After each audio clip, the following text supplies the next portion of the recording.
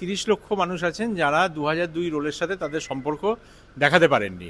তাদের হিয়ারিংয়ে ডাকা হবে এবং তারা তাদের যে দলিল বা যা ডকুমেন্ট আছে সেটা প্রডিউস করে তারা তাদের ক্লেম করবেন এবং সেটা শুনানির পরে ধার্য হবে যে তার নাম থাকবে কি থাকবে না। অনেকে বলছে যে 2 কোটি বেশি ওর নাম বাদ যেতে পারে, স্যার কি বলবেন? না, আমি এরকম কোনো ফিগার দিতে পারবো না। দেখুন, বাদ গেছে ড্রাফট রোল থেকে 58 লক্ষ নাম।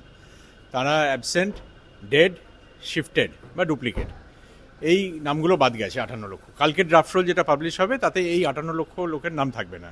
এছাড়াও প্রায় 30 লক্ষ মানুষ আছেন যারা 2002 রোলের সাথে তাদের সম্পর্ক দেখাতে পারেননি।